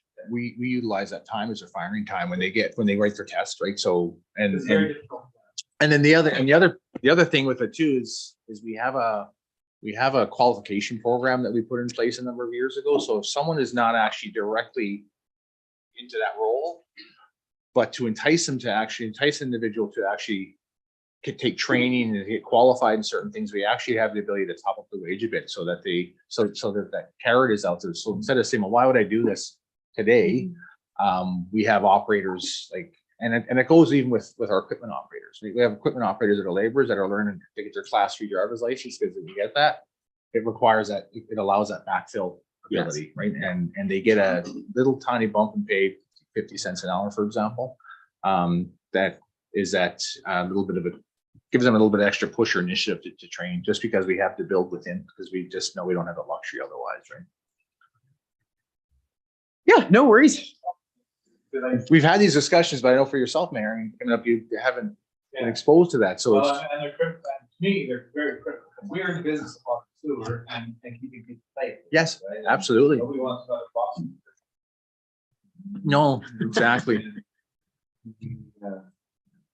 Yeah, we recognize. I mean, I guess it was a number of years ago, because we lost a couple of operators very quickly when the oil and gas boom happened, and it was strictly looking at external opportunities, and postings went up, and there was crickets. Right? Yeah. So Yeah, it's not there. So we trained within, and that's what we have to lean on in a lot of cases. Yeah. So we're heading into, any questions on sewer before we move on to storm? So this will be the first management program that we look out that doesn't have that graph. So we've been contributing to stormwater for a number of years. And this program includes urban storm, open ditch culvert systems, as well as large network of rural roadside ditches and culverts. The primary change that we're making here is the consideration of open drainage systems. So the original storm program was more focused on your structural pipes. But those ditches are of key importance as well. So that focus is starting to expand. So that's why you're seeing this program, because you're going to see an updated one. Essentially, we've been contributing $1 million annually for the stormwater renewal system based on that structural bit. And also this one talked about capacity enhancements, which we have since reduced that requirement based on risk assessments. So in the drainage system, what we're looking at is 444 kilometers of assets in total. So that's your pipes, your culverts, your ditches, culverts under the road, culverts within the ditches to provide access beyond. 14 kilometers of pipe, 15 at the airport. That's airside. 48 kilometers urban road ditches, 3 kilometers for urban ditches, not associated with the road, 231 rural and airport ditches, and then 3 kilometers of culverts. So that's a lot of ass. So we're really going to start focusing on that ditching part, and you're going to see some activities happening on, in particular, the rural roads area. Just so that we can better protect some of those roads, which you can see water starting to infiltrate Mechanic Loop area in particular comes to mind. So that drainage controls, those need to be enhanced to in order to better protect that road. Any questions on the storm? So currently we have 6 million in the stormwater reserves, roughly. And that's actually anticipated when we bring the stormwater back to you for review. And so it's anticipated to roughly be reduced by 20% from the current million to roughly 800,000.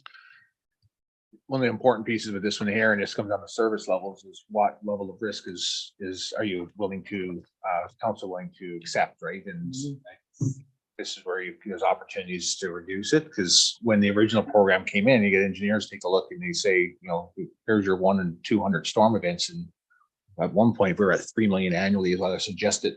Renewal amount was, but they look at size and everything to ensure that 1 in 200 storm event is in place, is looked after. But then we say, well, it's cheaper to replace a section of road than it is to pay that annually. If you were to have that 1 in 200 storm event, right? Like if you took out a section, or if 44th or one of those roads, you blew out a culvert because the culvert is not ginormous to deal with a significant storm event, the cost to put that, for one, what's the risk? Besides taking the road out, you just go around and go to another area to get out. To replace it, it's significantly less than if you were to have that kind of contribution into that. So that's a component we look at also with regards to that is what, and that's not a staff decision, that's a council decision to understand what those risks are from a service level, but it's also trying to understand what that is, because at first it was, what's the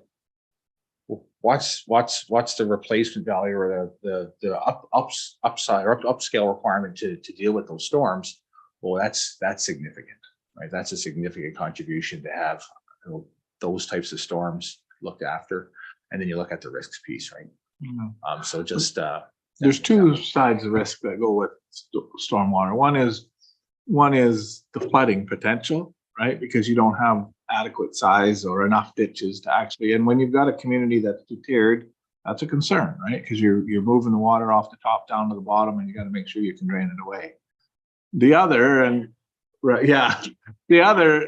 is ditches. the other is the water laying there. McConaughey Creek issue, right? We're not draining water, and so therefore the water is infiltrating under the road and taking away you get the soft spots of it. So you have to take both of those into consideration, right? When you're doing this. So oftentimes people just look at the 200 storm event, and there's water laying in ditches all over the place that nobody's dealing with. And that's a great example, because when we took over the roads in the province, they're in terrible condition. Yeah, if you look at because they let the water lay. Yep. Yeah, so a significant amount of, so there was a significant focus at the time on the ditching around McConaughey Creek, Pioneer Way, Pebble Drive, all those areas, because the amount of vegetation that were in the ditches, and the grade of the ditches, the condition of the culverts. I mean, the swamp area, for example, on the bypass had 7 culverts, 2 were working at the time we took over the roads, right? And then of course there's been a lot of work done since then to push that water away from the shoulders, build out. So a lot of the waste material that we've been using in town when we're doing ditching in town has been put along that swamp area, for example, as one example to push that water away, to get it away from the road. Because if we don't do that, then the roads costs go up because we start spending more money on roads. So when it comes to moving water that's laying in ditches, is that part of your maintenance or is that part of your capital plan? In the case, primarily it's maintenance. Okay. If it's in capital, it's a bigger problem. Yeah. There's something else You're going building on. ditches and putting bigger culverts in. That's right. Okay, thanks. Any further questions on that one? I kind of went through that one a little. So first thing I'm gonna point you to is this 425 million on this slide is 175. So, okay, there, That's just a typo for the yeah. replacement for the building replacement. So that's just a wrong, waiting for the screen to catch up to my computer is what's happening. There's a delay and it's 175. Yeah. So it matches the number on the slide at the beginning. It shows you all the breakdown of the replacement costs. So yeah, when I just saw that, so I'm like, yeah, that's not gonna. So, essentially annually, we're putting in 1.5 million in our buildings and facilities. This number isn't for building replacement or renewal. It is for your basic needs to keep the lights on. That's your minimum number. Right now, we're building the buildings and facilities number to better manage those components that are held within those buildings and facilities. For example, this building has mechanical, which requires mechanical expertise and structural expertise for your walls and your foundations and your roofs and whatnot. So the components within the buildings all need to be managed pursuant to their individual needs. Much like a community has roads and water, a building has mechanical and structural and plumbing and whatnot. So we're taking a closer look and a more detailed look at this renewal program. We do know that 1.5 is the minimum. In addition to when we first established that 1.5, we've had some additional complexes such as the aquatic complex, which provides an increase to the buildings and facilities renewal values. In addition, it's the challenges that we have with building renewals, and I'll pick on the town hall, is because how do you identify what those renewal needs are based on the time? We don't know today what we're going to need 20 years from now from the building. In the town hall, we've considered capacity and efficiency and energy upgrades, and those aren't decisions we can make today. We can't even provide that information today. That has to be done at the time. So there's those varying, it's going to be very difficult to accurately provide a buildings and facilities number. But we're looking at all those details and trying to break out something that makes a little bit more sense than this minimum maintenance value, which might be what's chosen at the end of the day for a renewal amount. Well, to the mayor's point earlier too is the affordability of this building, what it looks like for the replacement piece. And we'll have a better idea when it comes to detailed design. But I mean, as each day goes by, the costs seem to increase. And the other piece is whatever the final cost is for whatever council determines to do to this building, that impacts this number. And that's a moving target right now for a number of reasons, including we're hoping to get funding for that, right? Well, grant funding, be successful with certain grant funding. So we're not quite sure what the final number is going to look like in terms of the scope of work and detailed design. And then we don't know after that's in place what it looks like based on what potential grants we may or may not get. So it's very difficult to, what we do know is, as Lou said, it's minimally 1.5 to scratch the surface to look after the maintenance of these facilities. And especially we've got a replacement value wise, $120 million facility across the street, which takes a lot of funds to maintain and keep it looking like it does today, and to continue with the upkeep of that facility as an example. And today we know that cultural type grants are much more apt to be available than say administrative type grants. So there's those considerations. The fire hall is a good example of that. Yeah, one, right. exactly. I mean, even from that perspective, I mean, the work and the foundation for the fire hall public works, even though they're the same building, we're fortunate that we were able to access a grant specific to fire halls that is going to help look after the foundation for the whole building. So there's a lot of history and a lot of work on the buildings and facilities one still yet to come. But we've got a great inventory system, and we're building those management components. So the major assets originally included, we focused on the big 8 back in the day. So, and I already identified what those buildings were already, the water treatment plant, the pool, whatnot. But back in the day, it was the old pool and the secondary facility. And now it's the full rec complex and those changes have taken place. There's 2 major known buildings. So the Public Works and Fire Hall that Scott talked about in the town hall that we know are going to cost us money in the very, 2 to 5 years.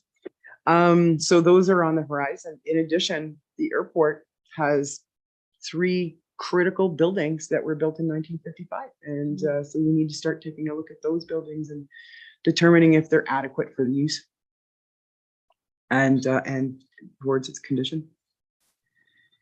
For the airport renewal, I'm sorry? Oh, my apologies, 11 million. The airport renewal program. So this program provides for your airside assets. So your runways, taxiways, drainage systems, nav aids, and whatnot. So currently there's roughly 5 million in reserves. The airport assets, so apron 3 and apron 0826 are 2, sorry, I didn't change your slide.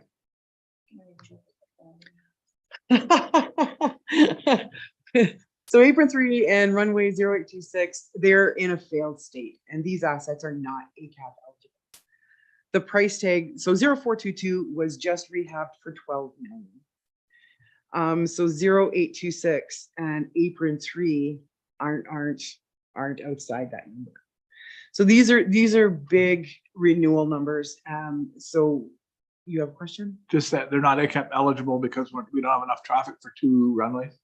That why they're not ACAP eligible? Yeah, so we have the primary runway, which provides for our sched flights. The secondary is not covered. Yeah, anything that's linked to sched flights, and there's a minimum requirement of sched flights, which we meet, but anything that's linked to sched flights would be ACAP fundable. So the main runway 0422, the threshold, and apron 1 are ACAP fundable, and then any equipment to maintain that.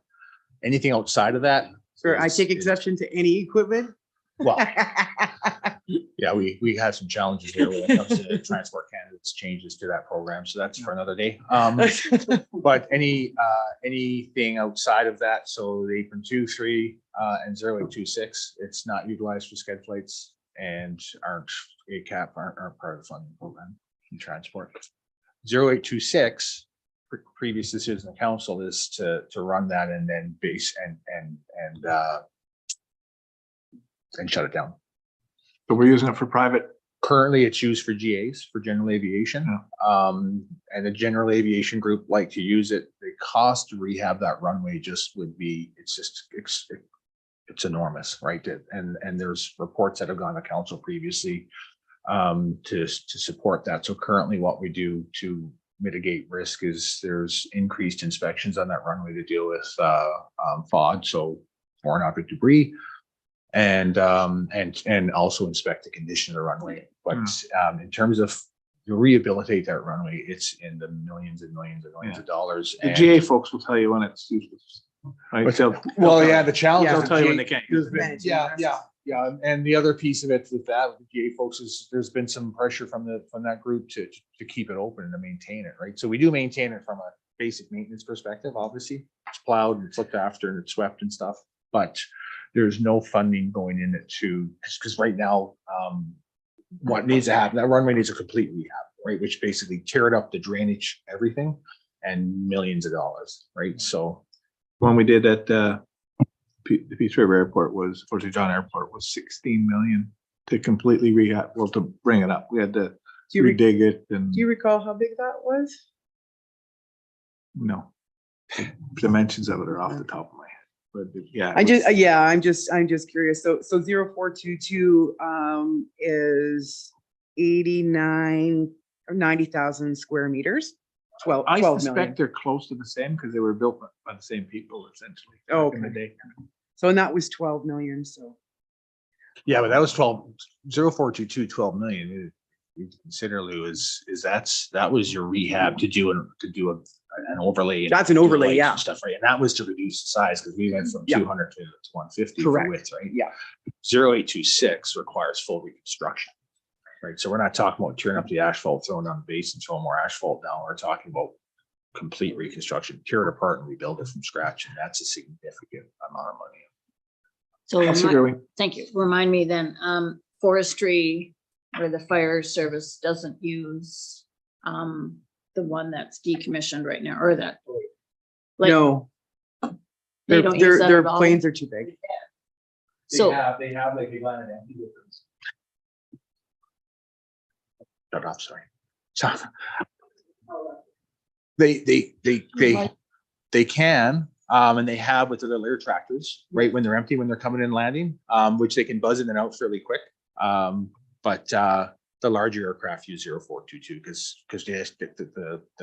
the weight rating for that 0826 again doesn't. The largest we can land in that runway is I think up to probably about a dash. The Dornier, I think, but I think we're down, and we could be just down to beach now, but the Beechcraft, but it's you're not taking off with big heavies or landing big heavies on that run. No, we reduced its load rating due to its The- condition. That's in the report. And quick history on that runway. I mean, back in the day, that runway was built as a crosswind runway, right? Where today the technology with landing full nav aids and whatnot don't necessarily require it, because planes can land quite successfully now in a crosswind. The other piece is the way the orientation of both runways are. Both are actually at an odd orientation based on the prevailing winds. Neither one of them are accurate. Right. One just might be better than the other to land if you were looking at to have a crosswind, but neither one of them actually match up to actually truly be a direct line of into a direct headwind, for example. Go ahead. I was just gonna say that the wildfire service reluctantly used the larger rebuilt pairs. They would have preferred to continue with the other, but of course, reducing the weight eligibility on that line, that strip is actually why they switch over, but they would definitely. And so that always gave us, or that gave us the opportunity to poke the BC government for some funding on that. And so I don't think we should forget that point.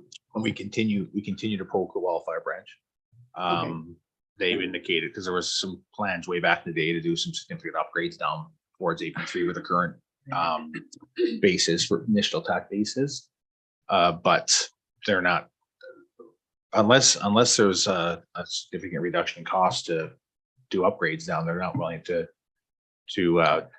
throw any real funds in. And we've continued to push and poke and prod, because one of the things that we don't want to do is ever lose that initial attack base and the ability to park the aircraft. So we've reminded them, let them know now that water is in a different area because the water supply to the One of the airport solu- is so they can actually, the location of the initial attack base doesn't need to be where it is.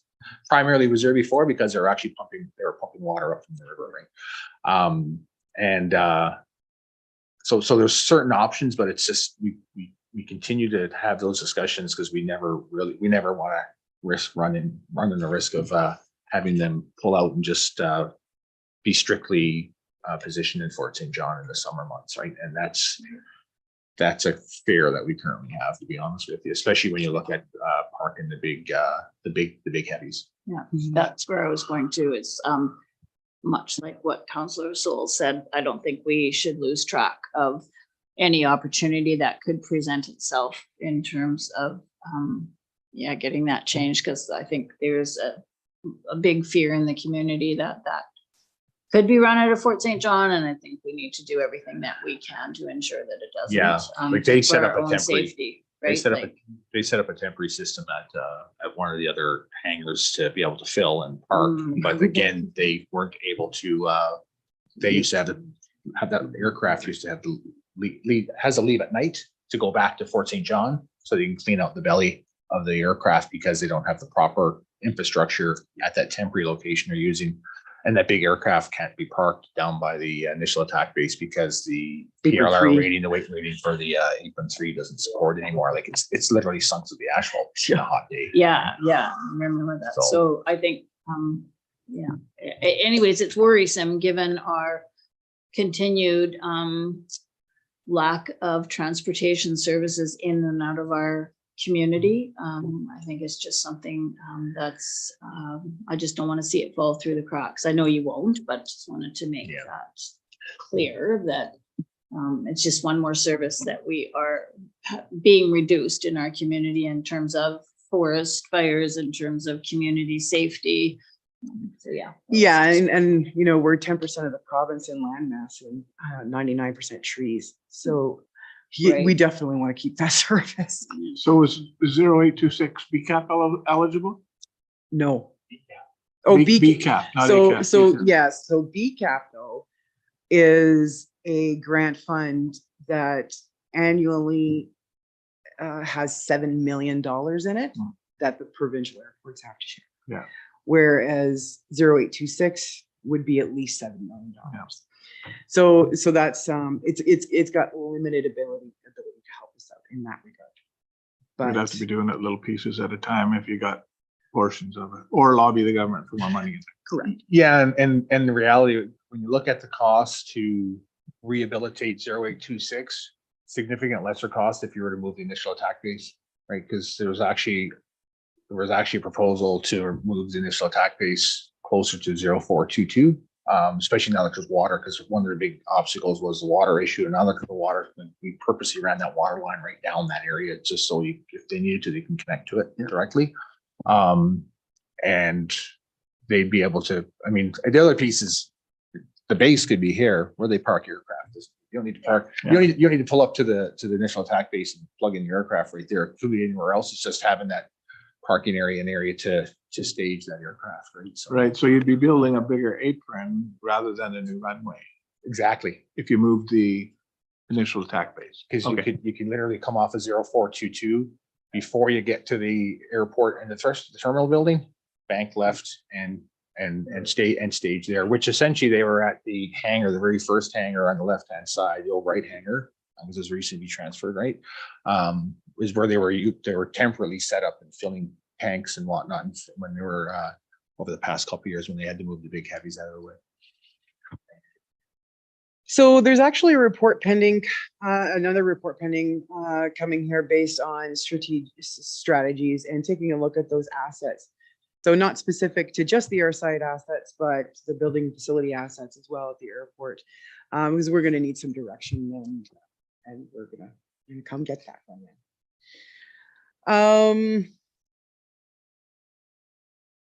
So the assets out at the airport, so runway 0422, 90,000 square meters, 0826, 30,000 square meters. I'm using rounded numbers here.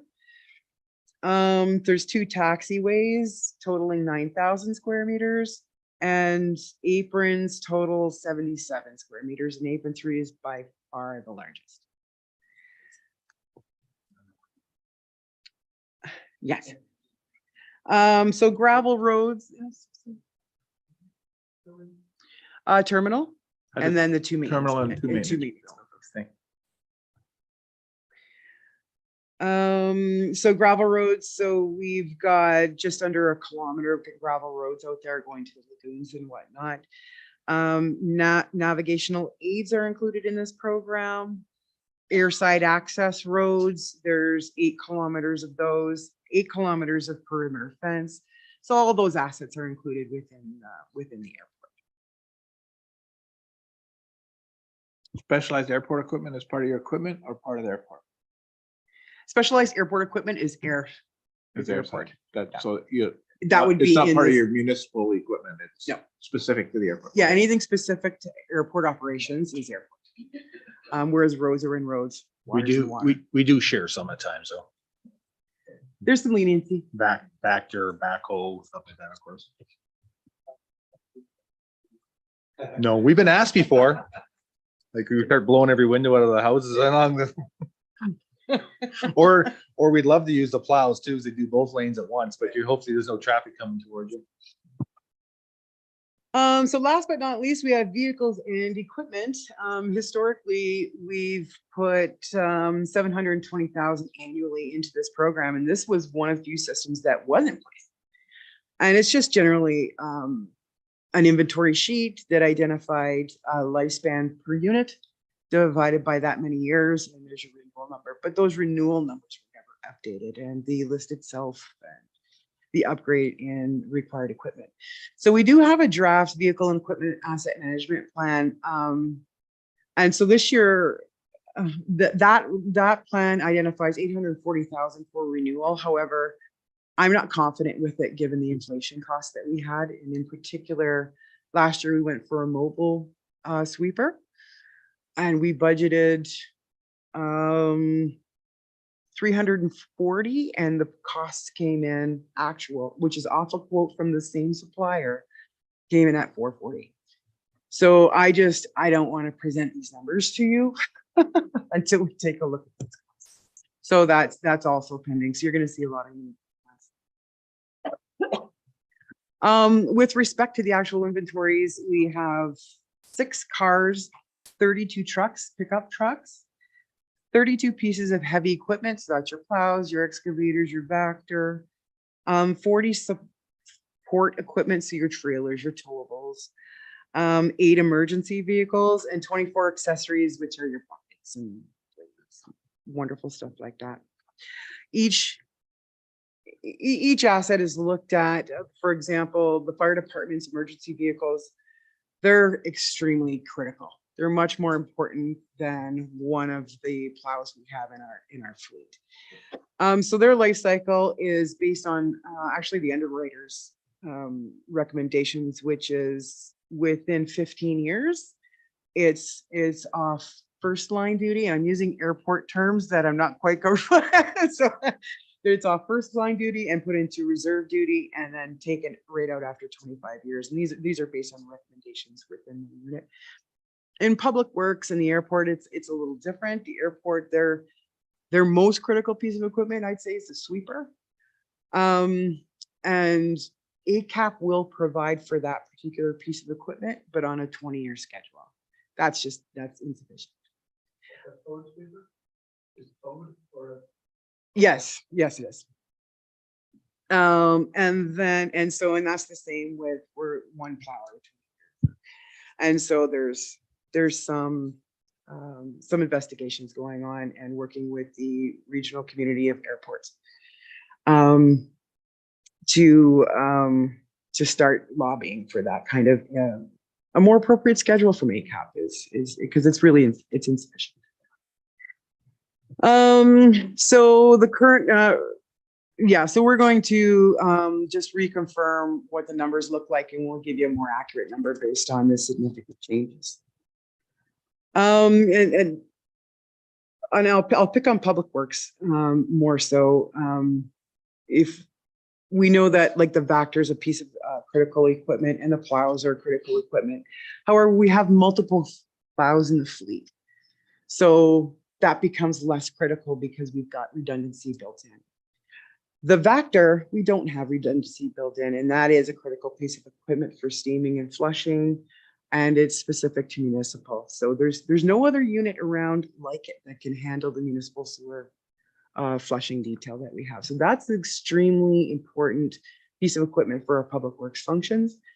So that one we want to make sure is in reliable condition, and so we want to make sure that it's in good shape. It just in order to make sure that we can secure that service, which isn't contractable throughout the locally. So have we talked to some of the local vac companies to see if they have the ability to rig up? So that you've got redundancy in contractors at least? Not specifically. Yeah. Oh, have we? Back in the day, yeah, we have. The challenge is just availability at times. So we've used them. They've been Because you're using them as backup, right? Yeah. Yeah. So we've had situations where the challenge you have is at 3 a.m. when you have a sewer line that's backed up and you got to flush a sewer main in a manhole, and it's dump it into someone's basement. You want to get to it and you want to have the piece of equipment. And when you call, I'll tell from personal experience, when I called a Vector about 2 months ago to help me out in the house, I was a 40 wait, for example, right? To get It depends on your relationship. Well, right? I mean, if you're never using them, you won't get any any potential. Well, it was, loyalty there yeah, when you- and when I'll, you- I'll say this, it wasn't about the relationship of that day, it was availability. Right? Yeah, They just never had a truck available, right? And, cause I mean, it comes down to, we've used them in the past, especially in the spring of the year, we've used them because they've helped us with flushing, and thawing, storm drains and culverts and stuff. And we've had agreements with them and whatnot, but sometimes the challenge is, because I mean, obviously as a business, we, as an organization, the service we provide, that vehicle's on standby, except we're just doing maintenance. They want to get that piece of equipment on the road because it's not making any money when it's parked, right?